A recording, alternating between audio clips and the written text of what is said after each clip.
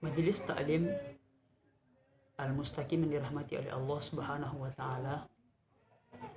Setelah kita kemarin mempelajari tentang bagaimana kita yang namanya menjelaskan tentang suatu penyakit, yang mana penyakit ini adalah merupakan penyakit yang sangat sulit disembuhkan, yaitu tentang penyakit HIV/AIDS. Kita semalam sudah membicarakan tentang pengertian daripada HIV/AIDS. Maka pada hari ini materi kita adalah berbicara tentang sejarah daripada HIV/AIDS tersebut. HIV ini adalah merupakan salah satu penyakit yang sangat merusak dalam tatanan baik itu berkeluarga dan juga bermasyarakat, bahkan bernegara. Intinya penyakit HIV/AIDS ini adalah merupakan salah satu penyakit yang dapat merusak dalam kehidupan kita sehari-hari. Karena sesuai firman Allah Subhanahu wa taala di dalam Al-Qur'an surah Ar-Rum ayat ke-41 mengatakan, Na'udzubillahi minasyaitonirrajim, bismillahirrahmanirrahim. Zaharal fasadu fil barri wal bahri bima kasabat aydin nasi liyuziqahum ba'dallazi amilu la'allahum turja'un. Shadaqallahul azim. Yang artinya adalah telah tampak kerusakan di darat dan di laut disebabkan karena perbuatan tangan manusia.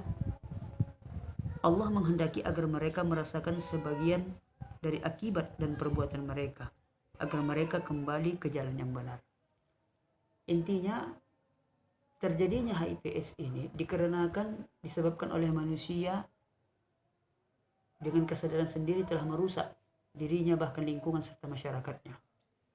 Maka daripada itu Allah mengharamkan kepada kita untuk yang namanya berzina. Karena awal daripada penyakit HIV/AIDS ini adalah dengan cara berzina, yaitu bersetubuh dengan orang yang bukan muhrim kita, atau dengan yang bukan mahram kita atau istri kita. Pada awal mulanya kasus HIV/AIDS ini ditemukan itu di rumah sakit di negara Afrika, sekitar pada tahun 1970-an. Tetapi kasus HIV/AIDS ini pertama kali dilaporkan secara resmi itu di Los Angeles pada tanggal 5 Juni 1981.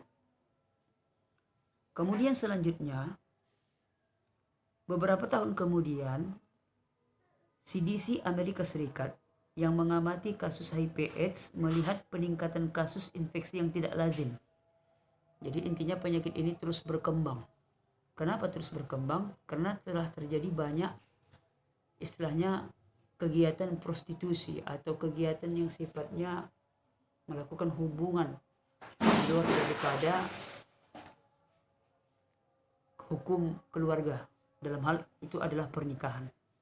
Maka daripada itu, intinya para dokter melihat daripada indikasi daripada penyakit daripada HIV/AIDS ini adalah memiliki yang namanya infeksi sebuah virus, yang mana virus ini dapat merusak sistem kekebalan tubuh. Kemudian dalam pelaksanaannya, AIDS ini berasal dari daratan Afrika, yang secara kebiasaannya mereka itu suka yang namanya memakan makanan daging seperti daging kera.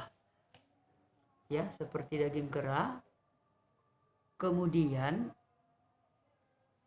darah kera mengandung virus HIV/AIDS itu lalu masuk ke tubuh manusia. Dan kemungkinan mereka menyantap daging kera tersebut karena budaya mereka. Jadi virus ini menyebar di benua Afrika jauh sebelum penelitian HIV/AIDS yang dilakukan oleh orang-orang Amerika. Makanya sesuatu yang kotor, maka hasilnya akan menjadi yang kotor. Makanya syukur alhamdulillah kita sebagai umat muslim yang sangat taat kepada Allah Subhanahu wa taala, kita terhindar dari makanan-makanan yang tidak halal. Maka di dalam Al-Qur'an dikatakan bahwasanya kamu makanlah makanan-makanan yang halal, karena sesungguhnya makanan halal itu dapat menyebabkan kebaikan pada diri kita. Kemudian selanjutnya, Sejarah HIV/AIDS lainnya bermula pada tahun 1983 dari keberhasilan penelitian oleh yang berasal dari Prancis, seorang peneliti yang berhasil membuktikan bahwa virus HIV itu adalah penyebab penyakit AIDS yang namanya adalah AIDS itu kepanjangan daripada Acquired Immunodeficiency Syndrome. Ya. Jadi adanya HIV/AIDS ini adalah merupakan sesuatu penyakit yang memang tidak bisa kita sembuhkan. Maka daripada itu kita sebagai umat Islam harus senantiasa menjauhkan diri kita dari perbuatan-perbuatan bermaksiat kepada Allah Subhanahu wa taala. Tentunya ini adalah merupakan kebaikan bagi diri kita. Barang siapa yang menjauhi daripada larangan Allah, maka Allah akan melindunginya dari mulai sampai dia lahir sampai dia meninggal. Jadi mungkinlah dapat kami sampaikan. Ya, saya rasa mudah-mudahan kita semua dapat menjadikan iktibar bagi kita bahwasanya dalam melakukan sesuatu itu harus sesuai dengan perintah Allah Subhanahu wa taala. Jadi mungkin dapat kami sampaikan, lebih dan kurang mohon dimaafkan. Allahumma afiq ila aqwamit thoriq. Assalamualaikum warahmatullahi taala wabarakatuh.